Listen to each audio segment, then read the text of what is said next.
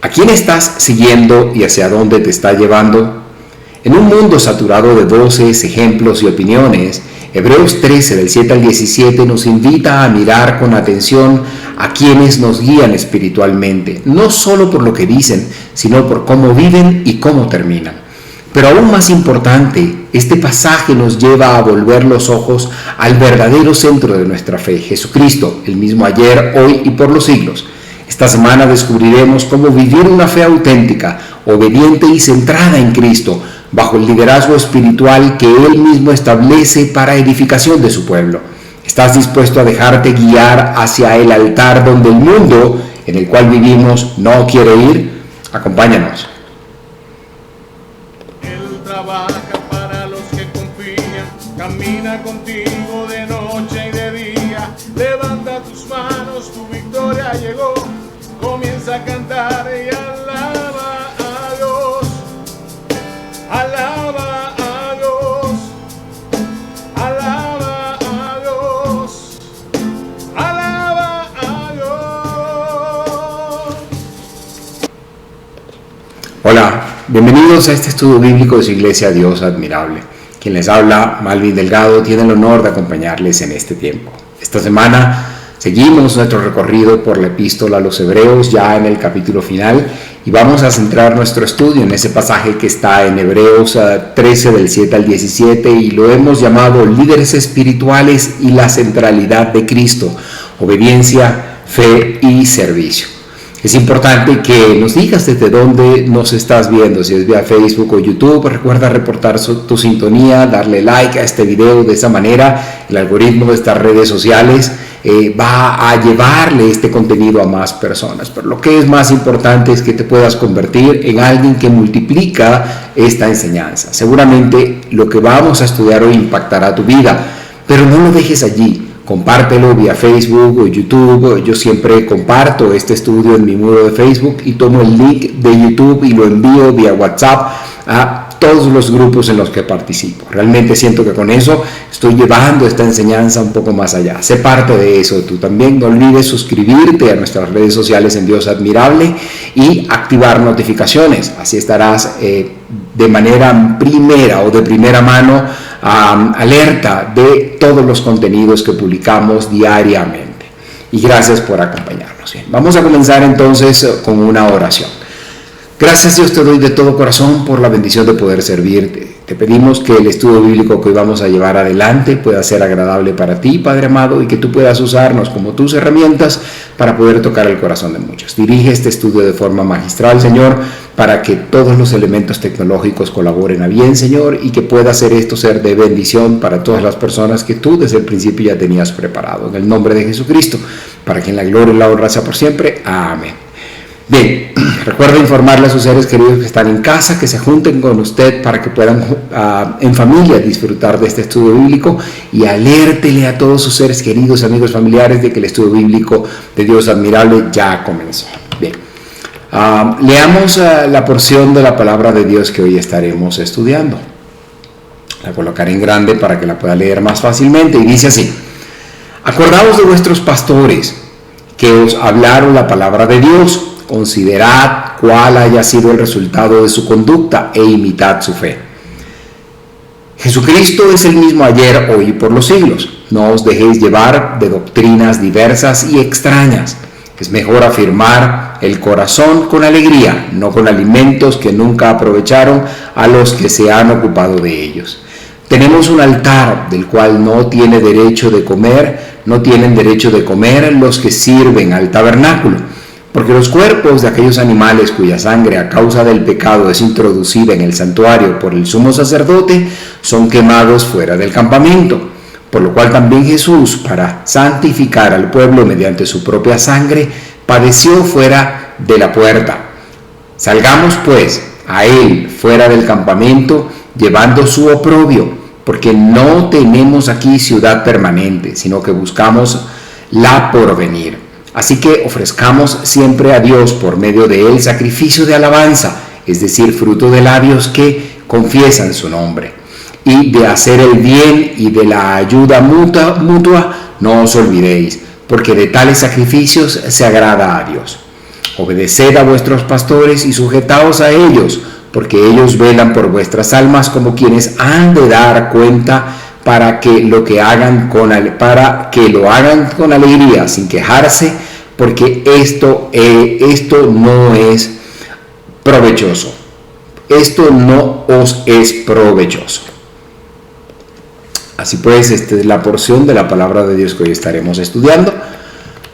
Y las preguntas que usted va a poder responder al final de este estudio bíblico son las siguientes. Primero, según Hebreos 13:7, ¿qué características debe tener un líder espiritual digno de ser recordado y seguido? Luego, ¿qué nos enseña Hebreos 13 del 9 al 10 sobre la verdadera fuente de nuestro crecimiento espiritual y comunión? Luego Hebreos 13 del 15 al 16 se mencionan sacrificios que agradan a Dios. ¿Cuáles son y cómo podemos practicarlos en nuestra vida diaria? Y finalmente, de acuerdo con el verso 17 de Hebreos 13, ¿por qué es importante obedecer y colaborar con los líderes espirituales que enseñan fielmente la palabra de Dios? Estas preguntas usted las va a poder responder al final de este estudio bíblico, pues las respuestas van a ser develadas a lo largo de este estudio. Y si usted desea, envíeme sus respuestas a este WhatsApp que hago disponible para que podamos disertar en torno a lo que usted opina de este estudio y también de las preguntas que le he dejado. Bien.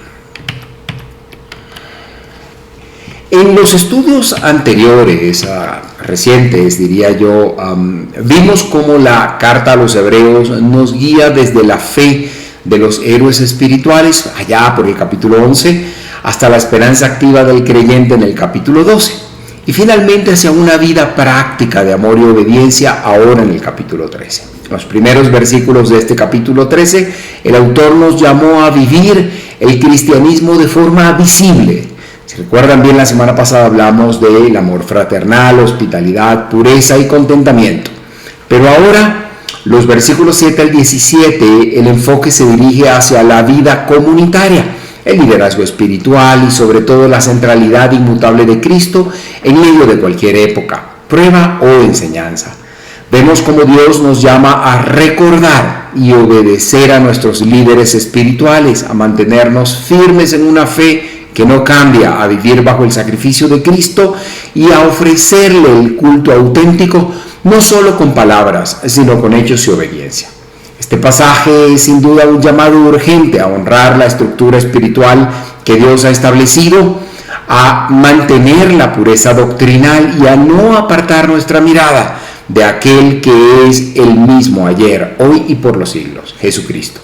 Comencemos entonces estudiando el verso 7 de este capítulo 13 y lo coloco acá para que lo leamos y avancemos. Permítanme un momento.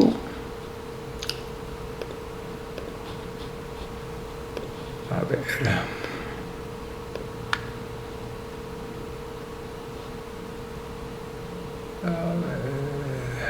Estamos bien aquí, sí. Sí se puede ver bien. Bien, permítanme y coloco acá la porción de la palabra de Dios con la que iniciaremos este estudio. Y dice así: acordaos de nuestros pastores, acordaos de vuestros pastores, que os hablaron la palabra de Dios, considerad cuál haya sido el resultado de su conducta e imitad su fe.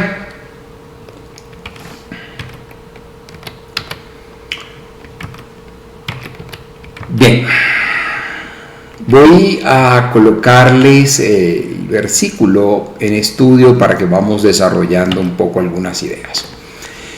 Este versículo, el 13:7, o en este versículo, el autor de Hebreos llama a los creyentes a recordar a aquellos líderes espirituales que les anunciaron fielmente la palabra de Dios.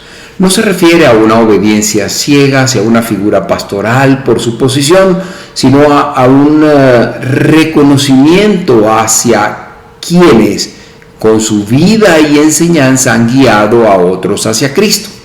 Una frase que se destaca es: considerad cuál haya sido el resultado de su conducta. Es bien particular. Esto apunta a evaluar los frutos de su ministerio, su fidelidad, perseverancia y coherencia de vida. El llamado aquí de imitar su fe es una especie de recordatorio de que el verdadero liderazgo espiritual se basa en ejemplos, integridad y servicio, no en una autoridad impuesta por decreto o por mandato de otra autoridad humana. Algunas cosas que podemos aplicar a nuestras vidas de este versículo son las siguientes. Y es que como creyentes debemos cultivar gratitud y respeto hacia quienes han sido instrumentos de Dios para nuestro crecimiento espiritual.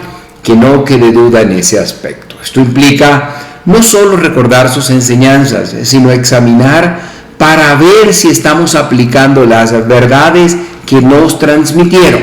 A la vez, también se nos invita a ser cuidadosos al elegir a quién seguir con referencia espiritual o como referencia espiritual para nuestras vidas, asegurándonos de que esa persona que seguimos centre su ministerio en Cristo y no en sí misma. Hay algunas iglesias que pareciera que hacen un culto hacia la persona que dirige y no un culto hacia Jesucristo, quien merece todo el honor y la gloria.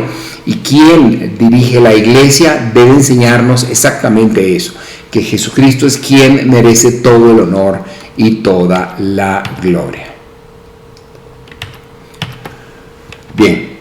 A través de, o en este primer versículo que hoy estudiamos, el 7 del capítulo 13, se nos recuerda que el liderazgo espiritual verdadero no se mide por cargos ni títulos, sino por las vidas que reflejan a Cristo y conducen a otros hacia Él.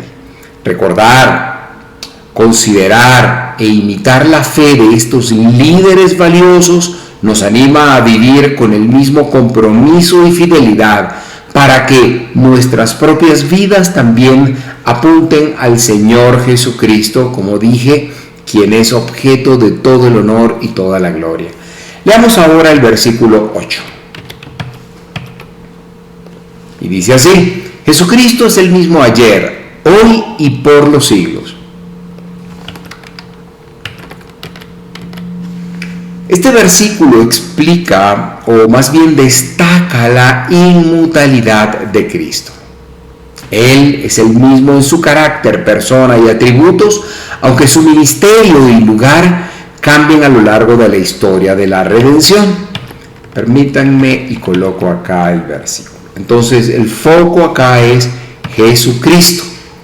El autor de Hebreos une dos nombres acá y quiero destacarlo: Jesús, que enfatiza su humanidad y cercanía, y Cristo, que al propio tiempo resalta su divinidad y misión mesiánica, para recordarnos que en una sola persona convergen la ternura del Salvador humano, quien nos amó hasta entregar su vida por nosotros, pero también la majestad del Señor eterno, quien desde el principio participó en la creación, dio su vida por nosotros, pero también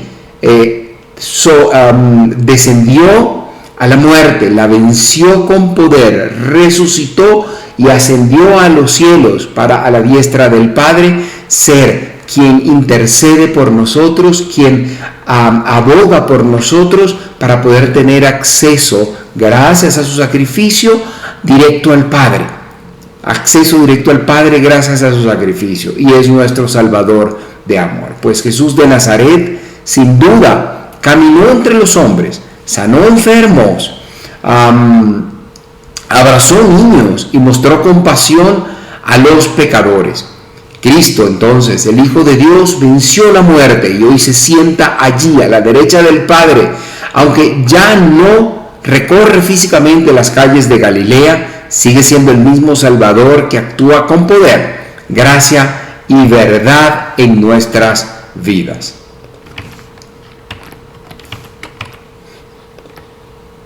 ¿Qué podemos aprender de este versículo? Pues,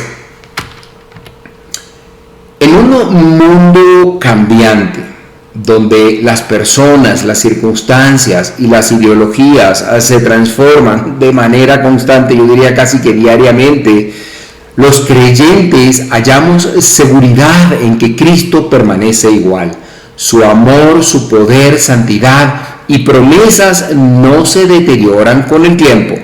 Esto significa que el mismo Jesús que restauró a Pedro, sanó al leproso y levantó a Lázaro, por ejemplo, es quien hoy día intercede por ti y por mí y un día volverá por su iglesia. Nuestra fe debe aferrarse a esa verdad, especialmente en momentos de incertidumbre, oposición, dificultades o incluso pérdidas.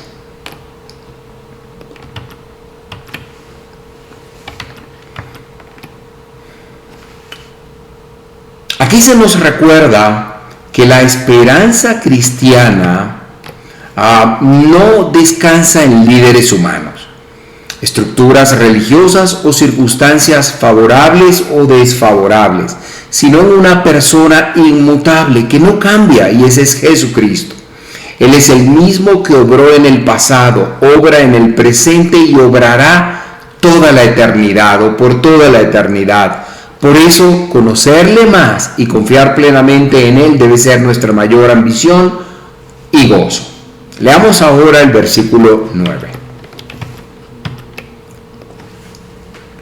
No os dejéis llevar de doctrinas diversas y extrañas.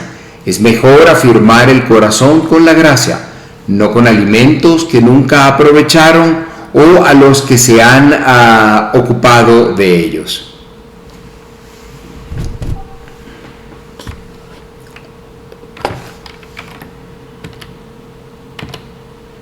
El autor acá advierte contra enseñanzas que desvían la atención de la gracia de Dios hacia prácticas extrañas sin valor espiritual real. En el contexto de la época, muchas corrientes religiosas, vamos a colocar el versículo acá para resaltar esta parte. Muchas corrientes religiosas en el contexto de la época, cuando esta carta fue escrita, incluyendo algunas dentro del judaísmo, insistían en dietas y reglas alimenticias como requisito para agradar a Dios. Sin embargo, la Escritura es clara.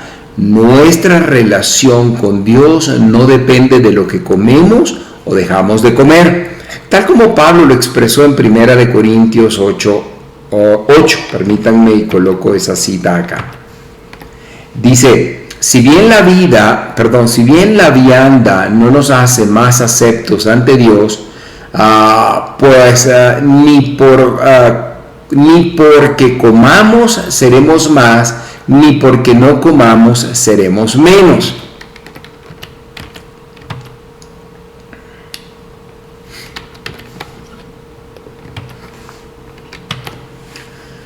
El hecho es que la verdadera fortaleza espiritual proviene de estar afirmados en la gracia, la cual nos conecta con Cristo y es aplicada a nuestras vidas por el Espíritu Santo.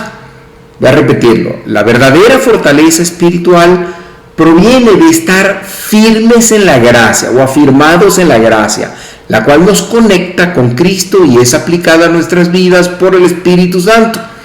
La palabra de Dios y no rituales externos es la que nutre y hace crecer al creyente, no una dieta determinada o esta o aquella.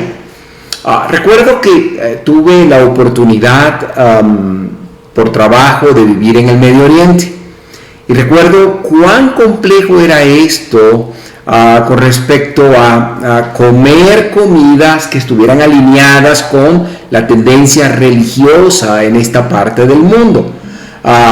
Pero no solo allí, he vivido también en otras grandes capitales, me refiero en el Medio Oriente, a comida alineada a la creencia religiosa del Islam. Pero también he vivido en grandes capitales donde hay grandes comunidades judías y también el comer alineado a esta creencia de acuerdo a la ley también es muy marcado. Se sorprenderá lo parecido que son aquí entre usted y yo, pero ese es tema para otro estudio. Pero lo cierto es que la palabra de Dios es supremamente clara y dice así: si bien la vianda no nos hace más aceptos ante Dios, pues ni porque comamos seremos más, ni porque no comamos seremos menos. Esto resulta clave, pues la palabra de Dios es la que nutre, no rituales externos, digamos, cómo se prepara la comida, cómo se deja de preparar. Vaya, coma sanamente, pero quiero que quede claro que es la palabra de Dios la que nos nutre espiritualmente, no comer bajo un ritual o comer bajo otro ritual.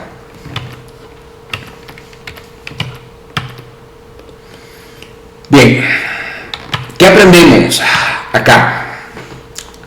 Aquí se nos llama, escúcheme bien, a examinar si estamos edificando nuestra vida espiritual sobre Cristo y su gracia, o si hemos caído en prácticas o normas humanas que, aunque puedan parecer espirituales, no transforman el corazón. Hoy, así como en tiempos bíblicos, existen movimientos y tendencias religiosas que ponen el énfasis en reglas externas, dietas o experiencias místicas, como muestra de su camino hacia la madurez. Si usted ha experimentado tal etapa, si usted experimentó aquella otra etapa, si ahora usted exhibe formas de comportamiento más espirituales, etc. Lo cierto del caso es que el creyente, escúcheme bien, debe discernir, mantenerse firme en la palabra y recordar que solo la gracia de Dios, recibida como fe, es el fundamento sólido de nuestra vida cristiana. ¿Por qué? Porque hay incluso sectas por ahí que hablan cosas inentendibles que usted no sabe si alguien las puede interpretar. O incluso hay algunos por allí que parece que adivinan de manera extraña.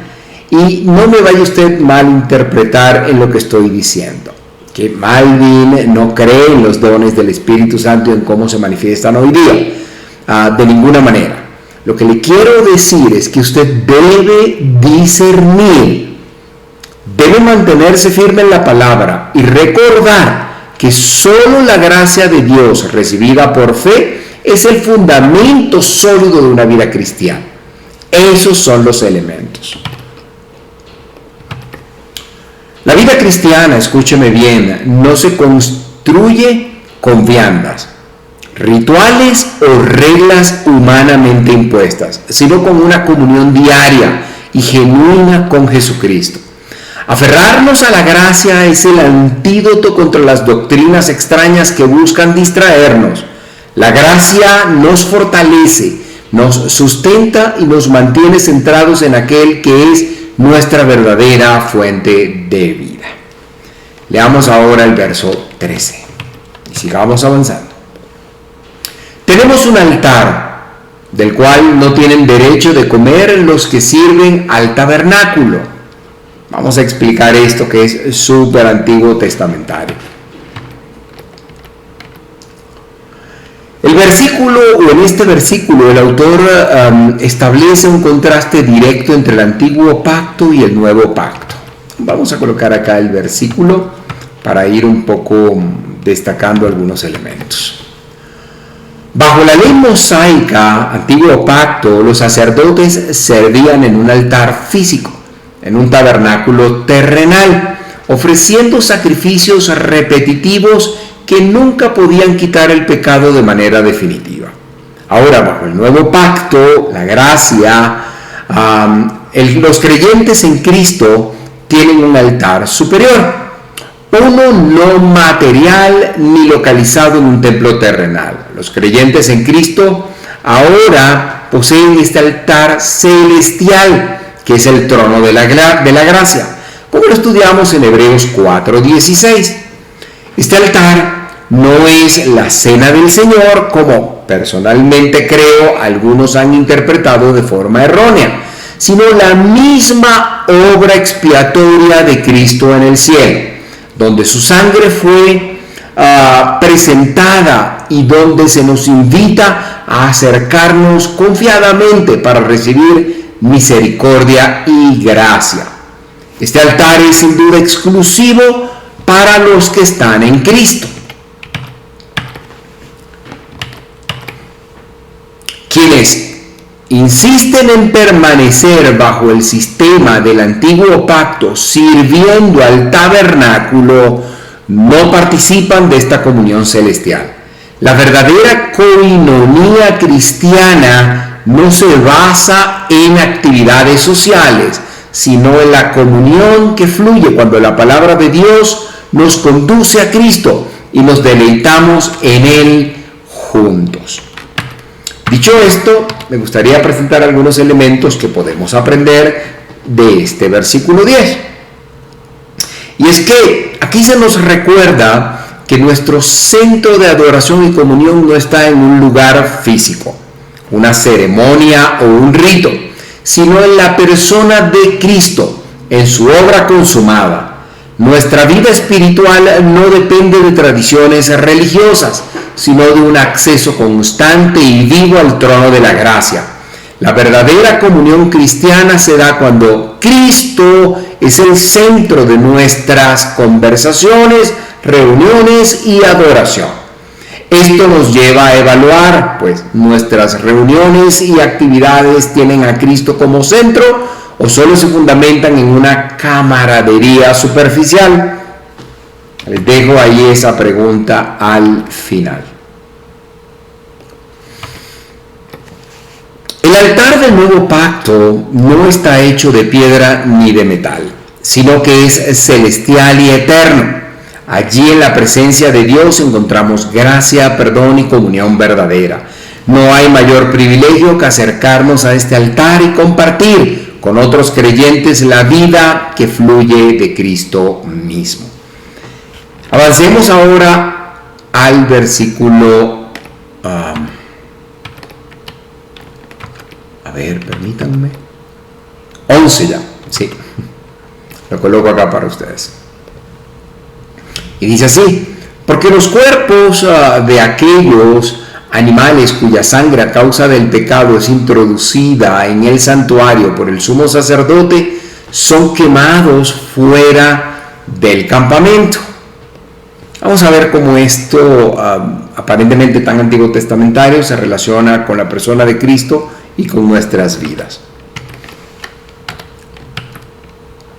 Voy a colocar acá el versículo todo completo para irlo explicando en contexto.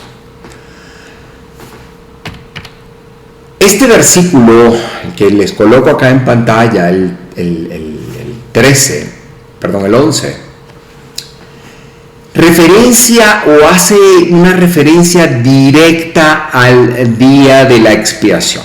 Quiere aprender del día de la expiación, léase todo el capítulo 16 de Levítico.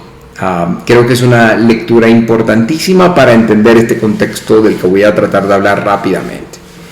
Aquí en Levíticos 16 se habla de cómo el sumo sacerdote ofrecía un sacrificio por el pecado del pueblo. La sangre del animal que era sacrificado o personificaba el sacrificio era llevada al lugar santísimo como ofrenda.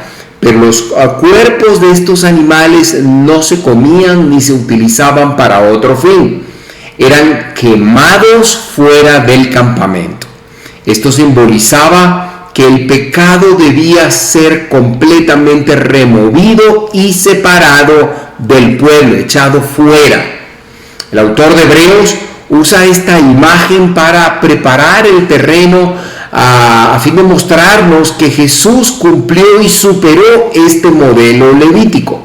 Así como los cuerpos eran sacados fuera del campamento, Cristo sufrió y murió fuera de las murallas de Jerusalén, cargando con nuestro pecado y llevándolo fuera de la presencia de Dios para destruirlo de una vez y para siempre. ¿Qué aprendemos acá en en este versículo? El principio que se desprende es que el pecado no puede vivir con la presencia santa de Dios o en la presencia o enfrente de la presencia santa de Dios. Así como en el antiguo pacto los restos del sacrificio eran llevados lejos.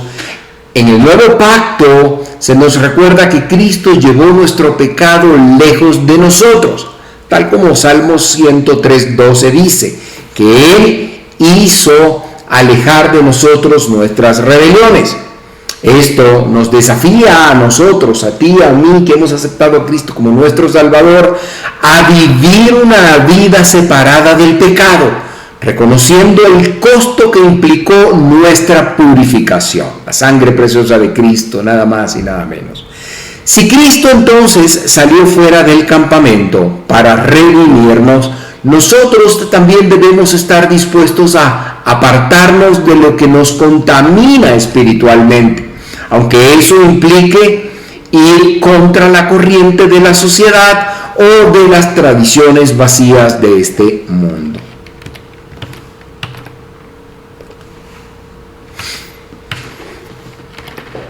Hebreos 13:11 nos muestra que el sacrificio perfecto de Cristo no solo cumplió la tipología del día de la expiación, explicado en Levíticos, sino que superó esta forma o esta tipología de forma o de manera definitiva. Él, Jesucristo, llevó nuestro pecado lejos para que pudiéramos tener acceso libre a la presencia de Dios.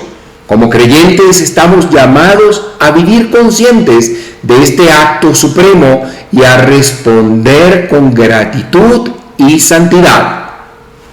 Avancemos ahora al versículo 12. Por lo cual, también Jesús, para santificar al pueblo, mediante su propia sangre, padeció fuera de la puerta.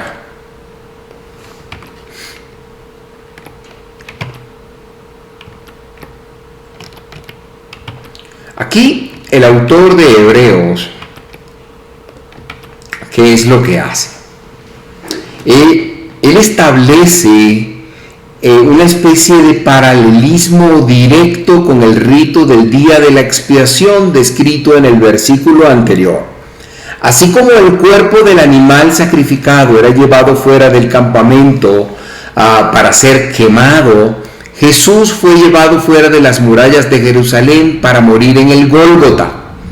Y quizás ahora usted le encuentre un significado a todo esto, y es que esto no fue una coincidencia, ni un accidente histórico, ni una casualidad geográfica, sino un acto debidamente planeado. Cristo, como nuestra ofrenda por el pecado, debía cumplir la tipología del sacrificio que se realizaba lejos del centro de adoración. El propósito fue claro: santificar al pueblo. La santificación aquí no se refiere a un proceso moral progresivo, sino al acto de consagración y purificación definitiva que nos habilita para pertenecer a Dios. Y esto se logró mediante su propia sangre. Una frase que recalca que la redención no se obtuvo por ritos, buenas obras o mérito humano, sino, escúcheme bien, exclusivamente por el sacrificio de Cristo en la cruz. ¿Qué podemos aprender de esto? Pues aquí se nos recuerda que nuestra posición como hijos de Dios está asegurada únicamente por la obra de Jesús en la cruz. No es nuestra justicia la que nos santifica, sino su sangre derramada y es que esto es maravilloso, y es que al comprender esto, la respuesta natural debe ser una vida de gratitud y obediencia, no como un mérito para ganar santidad, sino como una consecuencia de haber sido santificados. Además, el hecho de que Jesús muriera fuera de la puerta nos invita a reflexionar sobre la disposición de salir del campamento de las comodidades, de la aprobación humana y del conformismo religioso para identificarnos con Él. Seguir a Cristo implica estar dispuestos a sufrir rechazo en algunas ocasiones, incluso marginación, por causa de su muerte, pero nos garantiza, sin duda alguna, tener acceso directo al Padre, perdón por nuestros pecados y una vida eterna al lado del Rey de Reyes y Señor de señores.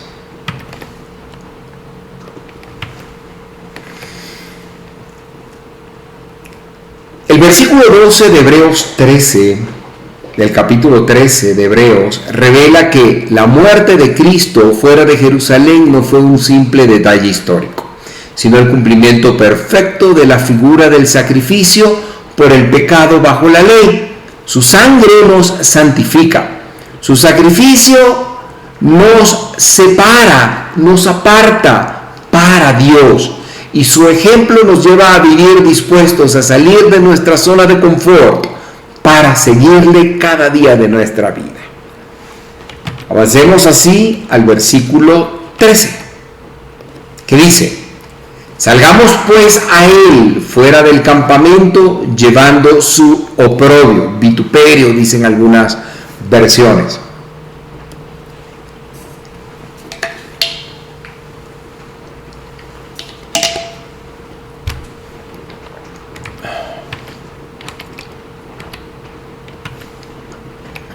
Permito colocar acá algo que quiero resaltar.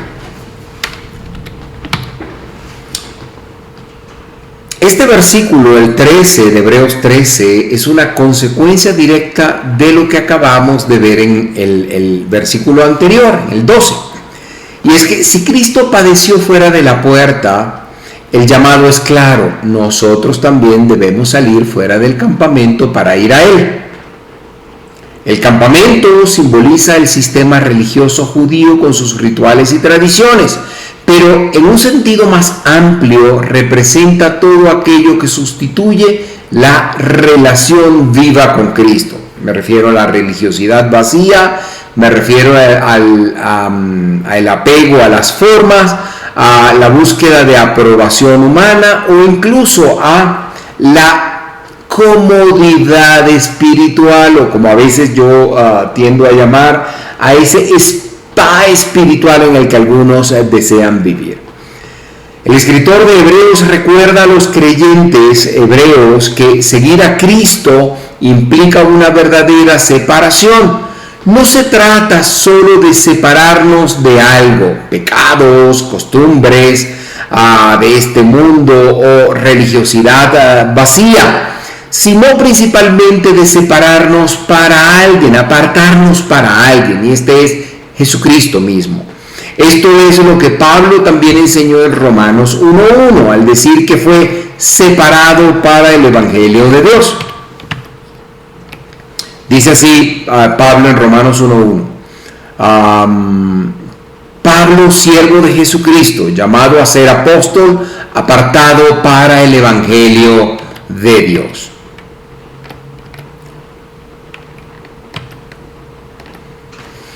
El llamado a llevar su oprobio o llevar su vituperio significa aceptar el reproche, el rechazo y hasta humillación que el mundo y las estructuras religiosas pueden imponer a quienes siguen fielmente a Jesús.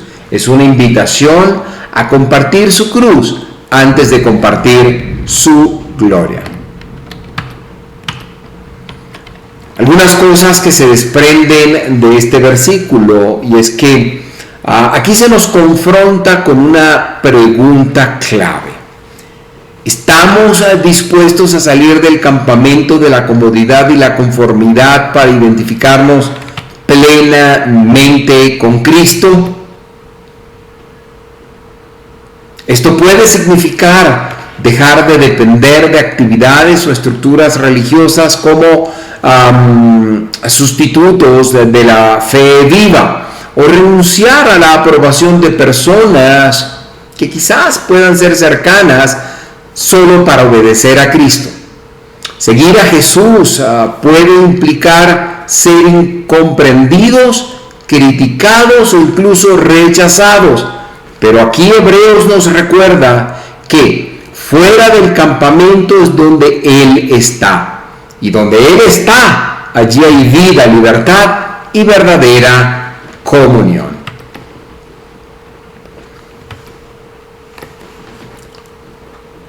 Si usted ha podido ver, aquí se nos hace un llamado a un discipulado auténtico, que no se conforma con prácticas externas, sino que busca la comunión íntima con Cristo, aunque eso signifique soportar el oprobio, el vituperio y el rechazo.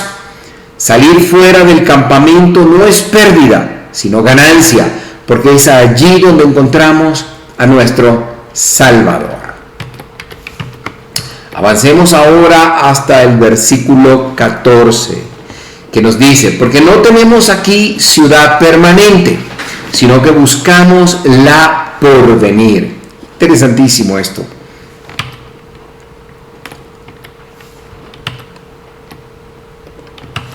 Veamos. Aquí se nos recuerda que la vida cristiana es una peregrinación.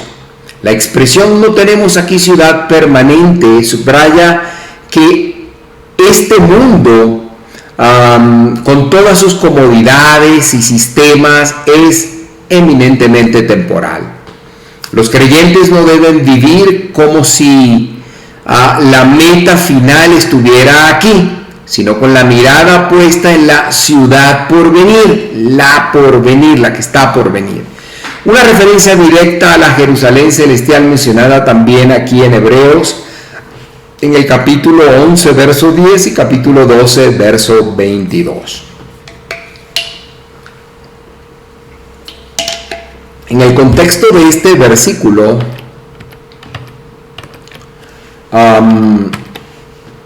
el llamado, digamos, en este contexto que estamos estudiando, este versículo fortalece el llamado del versículo anterior, el 13. Dice: si salimos fuera del campamento y dejamos lo temporal, es porque buscamos lo eterno. Así como Abraham vivió como extranjero y peregrino esperando la ciudad cuyo arquitecto es Dios, nosotros, usted y yo, también vivimos con la esperanza de un reino que no será sacudido. La enseñanza es clara, y es que el cristiano no se aferra a lo terrenal como si fuera definitivo, sino que vive con la perspectiva de que lo mejor está por venir. ¿Qué aprendemos acá? Pues aquí se nos desafía a evaluar dónde está puesta nuestra esperanza. ¿Estamos invirtiendo nuestras energías en construir una ciudad aquí, dependiente de lo temporal, o en vivir para la ciudad eterna? Recordar que no tenemos aquí morada permanente nos ayuda a vivir con ligereza, sin miedo a perder lo material, sin temor al rechazo, porque nuestra verdadera ciudadanía está en los cielos, tal como dice Filipenses 3:20. Pero nuestra ciudadanía está en los cielos, de donde también esperamos al Salvador, al Señor Jesucristo. Y es que esta mentalidad también nos libera del afán por acumular y del temor a las pérdidas, recordándonos que lo más valioso no puede ser destruido ni robado.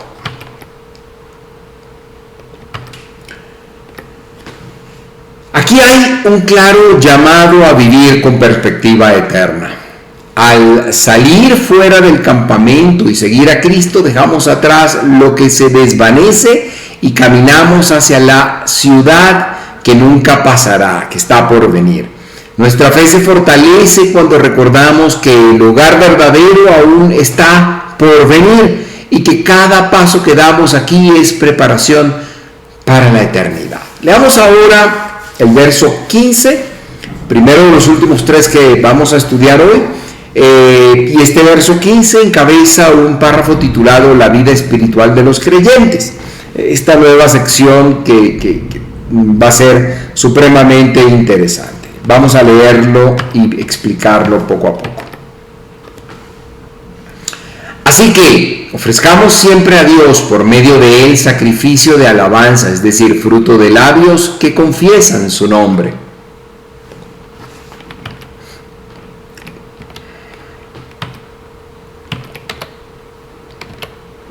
El autor de Hebreos presenta aquí la dimensión sacerdotal de cada creyente bajo el nuevo pacto.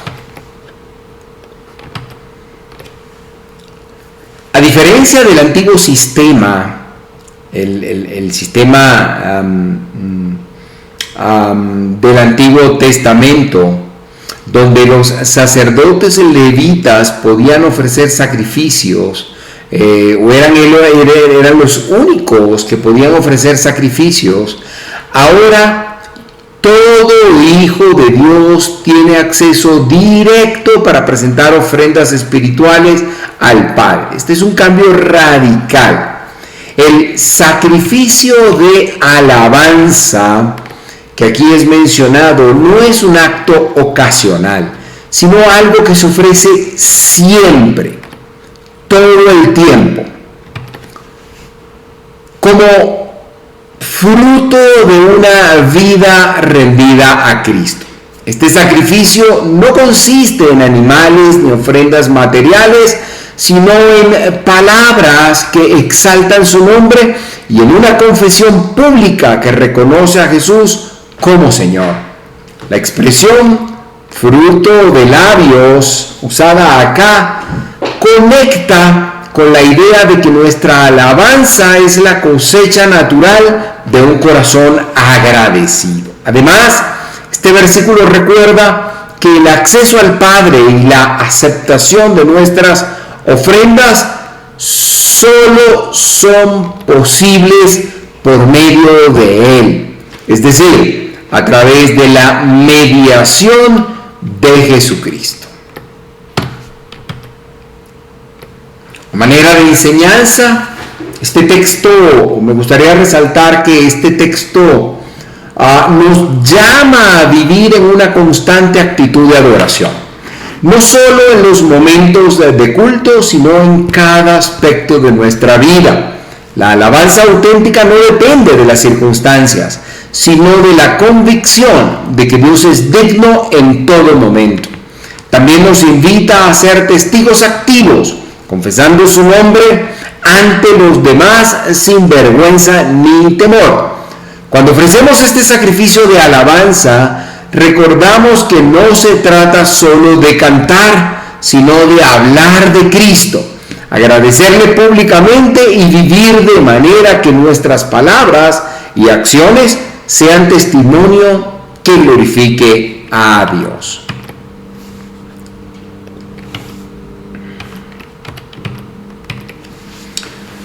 Se nos recuerda acá que somos sacerdotes espirituales llamados a ofrecer continuamente sacrificios que agraden a Dios. La alabanza que brota de labios agradecidos y comprometidos es una ofrenda preciosa para el Señor. Vivir así es un privilegio y una responsabilidad que nos mantiene enfocados en aquel que es digno de toda gloria. Luego, el verso 16 nos dice: y de hacer el bien y de la ayuda mutua no os olvidéis, porque de tales sacrificios se agrada a Dios.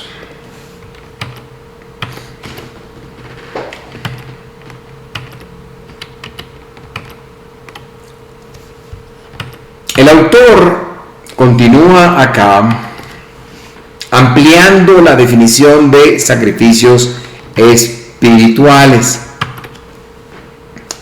del creyente en este caso, añadiendo que no solo se trata de alabanza y confesión de fe, sino también de actos concretos de amor y servicio.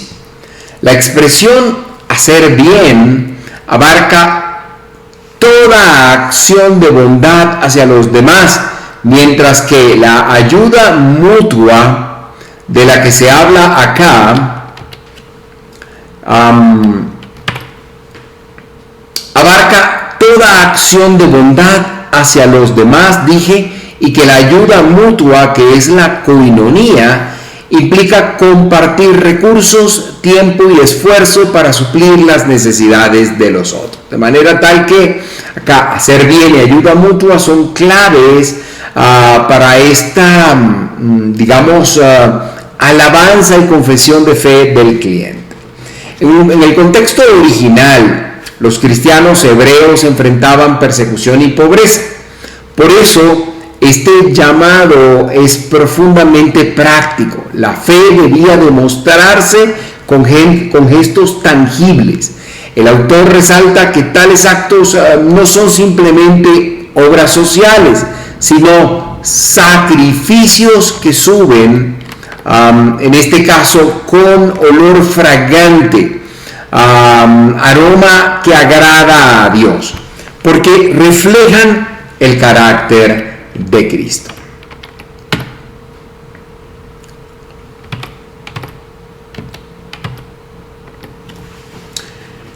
Este versículo nos invita a integrar el amor al prójimo como parte esencial de nuestra adoración. No basta entonces con cantar himnos o confesar nuestra fe, también debemos vivirla ayudando a quienes atraviesan necesidad.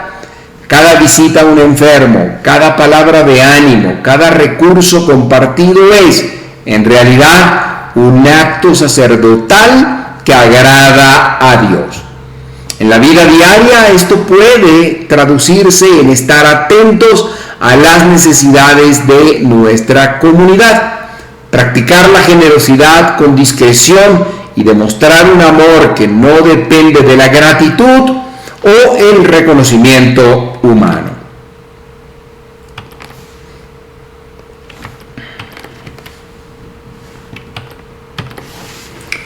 Se nos recuerda aquí que el cristianismo auténtico no se limita a palabras, sino que se expresa en hechos de bondad y solidaridad.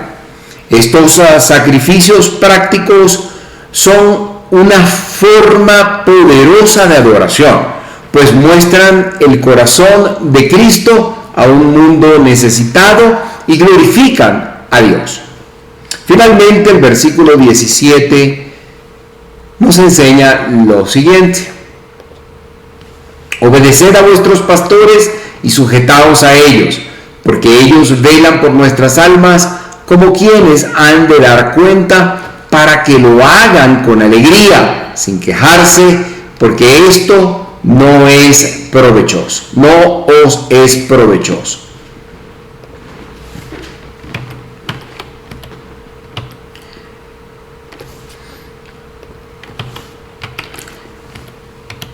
Este versículo retoma e incluso profundiza la idea presentada en el versículo 7, el primero que hoy estudiamos, pero ahora con un énfasis en la responsabilidad mutua entre líderes espirituales y su congregación.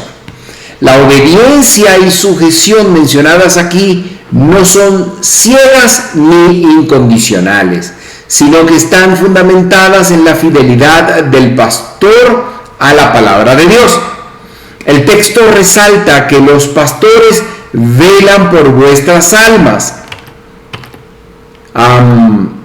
Es decir, su labor no es meramente administrativa o social, sino profundamente espiritual, y que un día van a rendir cuentas ante Dios por el rebaño que se les confió.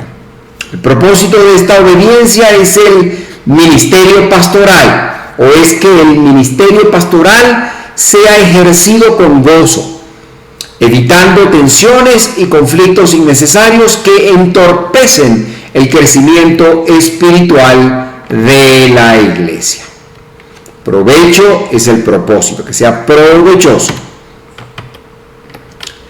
Como creyentes, debemos reconocer y valorar el trabajo de aquellos que nos guían espiritualmente, no solo con palabras de aprecio, sino también con una disposición humilde para recibir enseñanza y corrección basada en la palabra. Esto implica orar por nuestros líderes, apoyarlos en sus cargas y evitar actitudes que les generen frustración o desaliento. Para los líderes, este versículo es un recordatorio solemne de su alta responsabilidad ante Dios. Su enseñanza, ejemplo y cuidado pastoral serán evaluados por el Señor mismo.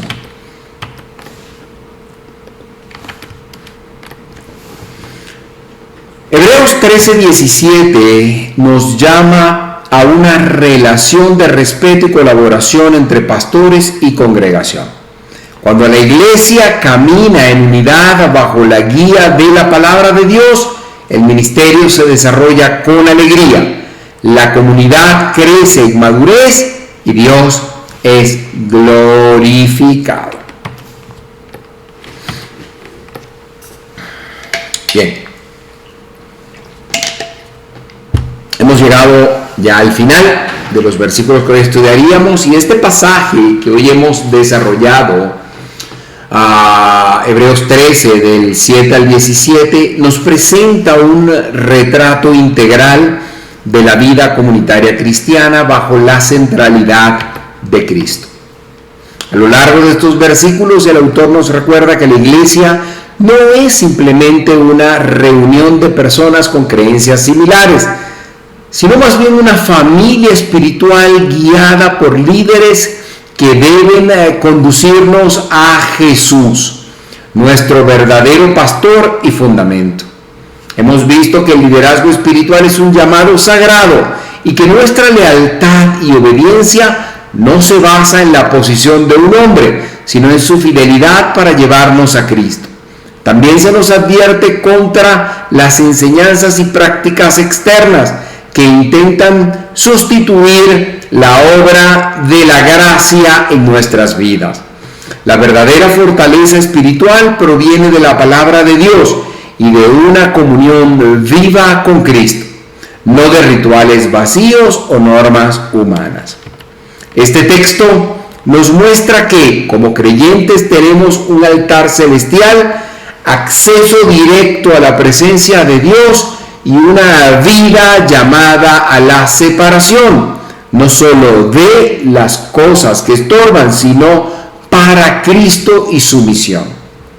Somos llamados a ofrecer sacrificios espirituales de alabanza, de servicio y amor práctico, que agraden a Dios y reflejen su carácter en este mundo.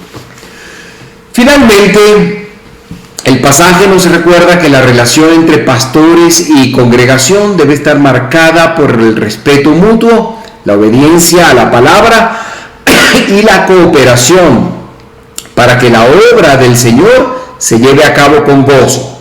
Vivir así no solo fortalece la iglesia, sino que glorifica a Cristo, quien es el mismo ayer, hoy y por los siglos. Y en este momento me gustaría hacerte un llamado, más que un llamado, una invitación. Y es que estoy seguro que el mensaje que hoy has escuchado, la enseñanza que hoy has escuchado, ha tocado tu corazón. Por esa razón, estoy seguro que si ha tocado tu corazón, quieres invitar a Cristo a ser el Señor de tu vida. Si es así, me gustaría guiarte en ese proceso. No quiero terminar este estudio sin darte la oportunidad de invitar a Cristo a ser tu fiel y verdadero Salvador. Si lo quieres hacer, yo voy a hacer una breve oración y te voy a invitar a que allí donde estás, con voz clara y audible, puedes cerrar tus ojos o puedes dejarlos abiertos, le hables a Dios con palabras como estas que yo voy a entonar y que te invito a que tú, desde lo profundo de tu corazón, se las digas a Dios. Señor Jesús, hoy he comprendido que tú eres el centro de mi fe, mi pastor eterno y mi Salvador. Reconozco que he vivido lejos de ti, que he pecado y que necesito tu perdón. Creo que moriste fuera de la ciudad cargando mi pecado y que resucitaste para darme vida nueva. Hoy te abro mi corazón y te recibo como mi Salvador, como mi Señor y Salvador personal. Quiero, Señor, dejar atrás todo lo que me aparta de ti dejar atrás todo lo que me separa de tu gloria. Te pido me ayudes a obedecer tu palabra, a ser fiel en la comunión con mis hermanos y a ofrecerte cada día mis sacrificios de alabanza, servicio y amor. Guíame para honrar y apoyar a los líderes espirituales que me conducen a ti y para ser en medio de este mundo tu Hijo, que eres luz en este mundo. Gracias, Señor, porque desde este momento soy tuyo, soy tuya, y con tu ayuda viviré lo que he aprendido hoy. En el nombre de Jesús, amén y amén. Si has hecho esta oración, debo decirte que eres una nueva persona en Cristo Jesús. Ahora eres hijo, eres hija de Dios y tienes acceso directo al Padre para en ese altar donde Jesucristo entregó su vida por ti para purificarlo y darte a ti acceso. Ahora puedes hablar con Dios, entregar tus peticiones delante de Dios y abrazarle como un Padre amoroso. Bien, hoy hemos visto que nuestra vida cristiana debe estar firmemente anclada en Cristo, obedeciendo su palabra, viviendo en comunión y ofreciendo sacrificios que agraden a Dios. Que todo lo que aprendimos en el día de hoy sea más que conocimiento, que se convierta en un estilo de vida que honre a Dios. La próxima semana vamos a continuar el último pasaje de esta carta, Hebreos. Vamos a estudiar los versículos 18 al 25 del capítulo 13, donde veremos un llamado a la oración, palabras finales de bendición y despedida del escritor. No se la pierdan, porque será un cierre lleno de ánimo y propósito para nuestra vida cristiana. Bien, me gustaría terminar orando. Gracias, Dios, te doy de corazón por la bendición de haberte servido, Señor, a través de este estudio bíblico, Señor. Alabo tu santo nombre y la bendición que me permites o que me das al poder llevar adelante semana tras semana este estudio bíblico. Te pido en el nombre de Jesucristo que bendigas a mi familia, mis hijos, Amanda y Alejandro, a mi esposa María y a tu servidor, para que tu mano poderosa nos aparte de nuestro lado, nos des la fortaleza que necesitamos para seguir adelante y que tu mano proveedora, tu mano protectora, tu mano cuidadora y tu bendición nos aparte de nuestro lado. También quiero pedirte por Dios admirable, por sus pastores, por sus líderes, maestros, Señor, que tienen esa gran responsabilidad que tú les has encomendado para llevar a tu pueblo a ti, Señor. Dale sabiduría, dale fortaleza, provisión, cuidado y mucho amor, Señor. Que nada les falte, que en todo sean provistos, Señor. Te pido por tus hijos, allá en Dios admirable Maracaibo, en tus hijos por todo el mundo, Señor, a quienes nos han acompañado el día de hoy y que semana tras semana nos acompañan en este estudio bíblico, Señor, y aquellos que ahora y mañana entregarán tu vida y se rendirán a ti, mi Señor Jesús. Los encomiendo en tu santa mano para que tu mano poderosa nos aparte de ellos. En el nombre de Jesucristo, para que la gloria y la honra sea por siempre. Amén y amén. Bien. Será entonces hasta la semana próxima. Que el Señor les bendiga y que cuide de ustedes en cada momento hasta que nos veamos el jueves próximo. Hasta luego.